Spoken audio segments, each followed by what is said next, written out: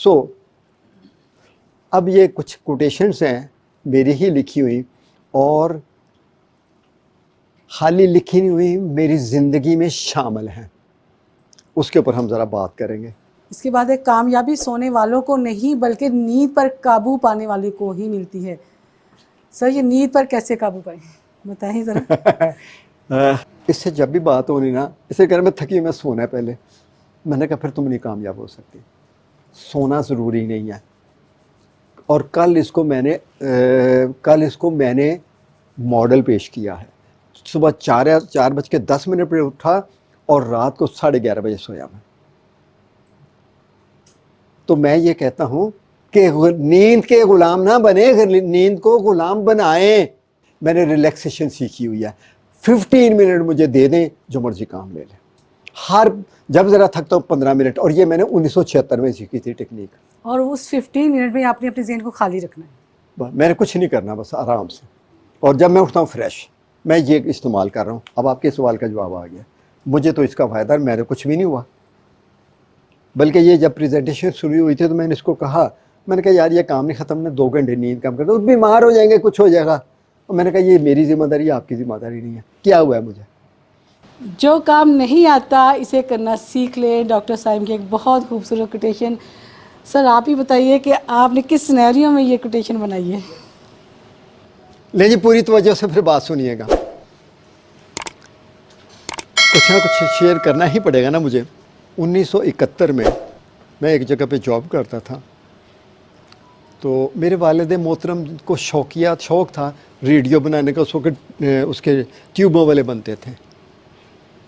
اس کے بعد ایک نیا دور آ گیا ٹرانزسٹر کا، میں نے کہا یار چلو اس کو سیکھ لیتے ہیں۔ اس کو سیکھ لیا، 6 مہینے کا ڈپلوما تھا، کر لیا۔ پھر یار ٹی وی آنے شروع ہو گئے، میں نے کہا یار اس کو بھی سیکھ لو، اور پھر کچھ دیر اس کا پارٹ ٹائم کام کیا۔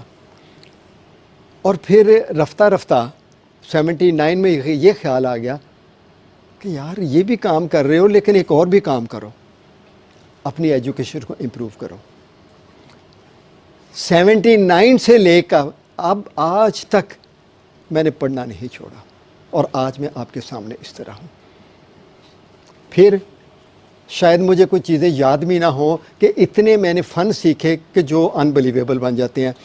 میں ایک مکمل الیکٹریشین ہوں، گھر کی پوری وائرنگ میں کر سکتا ہوں، اور کی بھی ہے، ٹھیک ہے۔ اگر اور ڈیٹیل میں جاتے ہیں تو پارشل جو ہے پلمبر کا کام، میرے پاس اوزار پڑے ہوئے ہیں سارے، پلمبر کا کام، میسن کا کام، اینڈ سو آن۔ یہ کس نے کیا؟ یہ کس نے کیا کہ جو کرنا چاہتے ہیں سیکھ لیں۔ اور پھر اس کے بعد 92 میں میرے دوست ڈاکٹر صداقت وہ امریکہ گئے، اور وہاں سے وہ نا NLP کی کچھ 12 کیسٹیں لے کے آئے۔ میں نے کہا یار یہ مجھے دے دو کاپی اس کی، اور نہیں یار یہ تو آپ کے کام کی رہا۔ میں نے کہا یار دو مجھے، کیوں نہیں؟ خیر اس نے دے دی، اور میں نے اس کے اوپر کام کرنا شروع کیا، مجھے اچھا لگا۔ ایک دن میں نے کہا کہ یار میں سوچ رہا ہوں کہ اس کے اوپر کوئی لوگوں کو دیا جائے۔ اس نے بڑا خوبصورت جواب دیا مجھے، کہتا یار تم ایکسپرٹ تو نہیں ہو۔ میں نے فوراً سوچا کہ میں اب ایکسپرٹ بن کے دکھاؤں گا، اور پھر finally I went to America in 2000۔ جو نہیں آتا وہ سیکھ لیں، اور وہ سیکھ کے آ گئے۔ اور پھر اس کے بعد ایک اور مرحلہ بھی آپ سے شیئر کرتا چلا جاتا ہوں کہ اس جملے نے میری زندگی کے اوپر کس قدر اثرات مرتب کیے۔ میں 4 بندوں کے سامنے نہیں بول سکتا تھا، مجھے آج بھی یاد ہے، اس وقت 55 برس پہلے کی بات ہوگی، کو 6 بندے بیٹھے ہوئے تھے ڈائننگ ٹیبل کے اوپر۔ میں بولنے لگا تو دل گھبرا گیا، خوف ہو گیا۔ میں نے کہا سیکھ لو، اور آج آپ کے سامنے بول رہا ہوں، نہ کہ بول رہا ہوں بلکہ NLP کی ہزاروں لوگوں کو ٹریننگ دے چکا ہوں۔ امامت بھی تو کروائی ہے۔ ہاں ایک اور بھی، یہ بڑی پرانی بات ہے، میرا خیال ہے کہ یہ بھی 50-55 سال، بس اس سے پرانی باتیں آپ کو مجھ سے ملیں گی۔ وہ امام صاحب نے کہا کہ یہ تکبیر پڑھو، خیر پڑھ تو دی، دل کی دھڑکن تیز، ویسے گھبراہٹ اور خوف۔ میں نے کہا اب پیچھے نہیں، ان کے بیٹھنا کہ دوبارہ نہ کہیں۔ اور پھر جو نہیں آتا وہ کرنا سیکھ لیں۔ پھر جہاں میرے آفس میں مسجد ہے، وہاں پہ میں نے 8 سال جماعت کروائی، ظہر، عصر، مغرب اور عشاء، سیکھ لیا نا میں نے۔ اور مجھے پبلک سپیکنگ سیکھ لی نا میں نے, اور آج بھی میں یہی یقین رکھتا ہوں کہ جو نہیں آتا وہ کرنا سیکھ لیں. اب اگر میں شیئر کرنا چاہوں گا تو شاید چیزیں ختم نہ ہوں, لیکن تب میں نے یہ لکھی تھی, اور کب 1971 میں یہ بات آئی تھی. اب 1971 سے لے کر اگر یہ میرے پاس جملہ نہ ہوتا تو شاید آج میں آپ کے سامنے اس کانفیڈنس کے ساتھ بول نہ رہا ہوتا.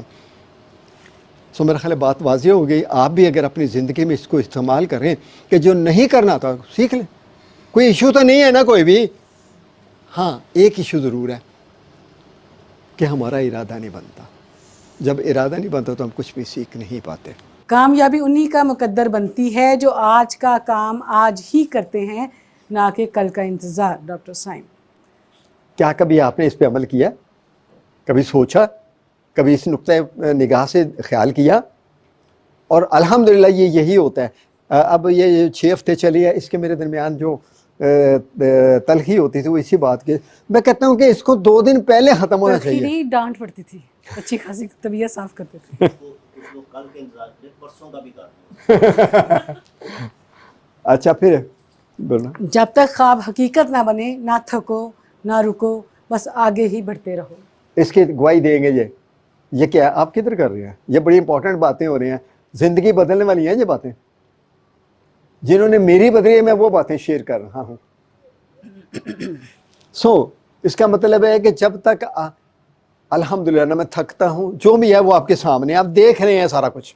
بہرحال میں اگر نہ بھی کہوں تو پھر بھی آپ کے سامنے واضح ہے.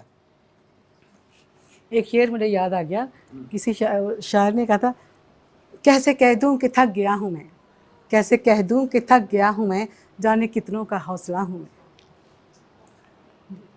جب عزم کے ساتھ مستقل مزاجی بھی ہو تو خواب یقیناً حقیقت بن جاتے ہیں. اور میں نے اپنی زندگی میں مستقل مزاجی کو ہی پایا ہے, اور یہی میری زندگی کا حصہ ہے. ذرا غور کریں کہ 25 ایئر اس ہمت کو میں نے نہیں چھوڑا. میں کہتا ہوں کہ جو میں نے امیج بنا لیا وہ میں ہو یا نہ ہو اس کی علیحدہ بات ہے, وہ میرے ساتھ ہی جائے گا, چھوڑنا نہیں ہے.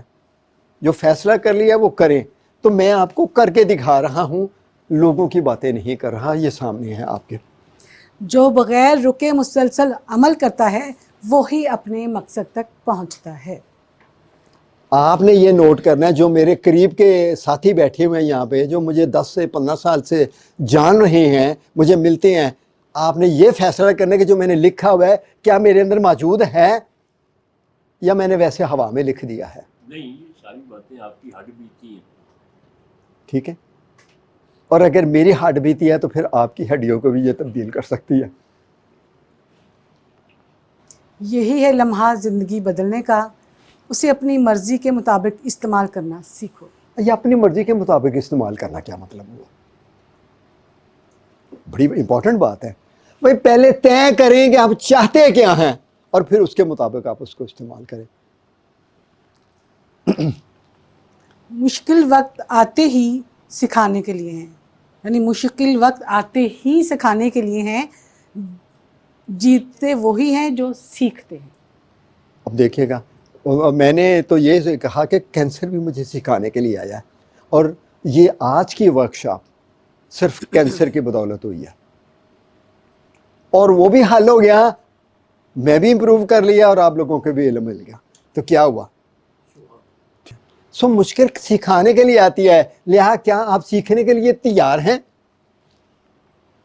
ہمیشہ کامیاب وہی ہوتا ہے جو مسلسل ناکامیوں کے بعد بھی ہار نہیں مانتا. جی, کیا آپ دیکھا کبھی میں نے ہار مانے؟ مجھے سپیکر بنانے والے, میں وہ بندہ ہوں جو 2 بندوں کے سامنے نہیں کھڑا ہو سکتا تھا, بات نہیں کر سکتا تھا, دل گھبرا رہا ہے, ٹانگیں کانپ رہی ہیں. الحمدللہ. کامیاب شخص وہی ہوتا ہے جو وقت کو اپنی مرضی سے استعمال کرتا ہے. اور میرا خیال ہے اس کے بارے میں کہنے کی ضرورت ہی نہیں ہے. جتنی میں نے باتیں کہیں آپ لوگوں نے فیصلہ کرنا ہے کہ کیا یہ میری زندگی میں اپلائی ہوئی ہیں.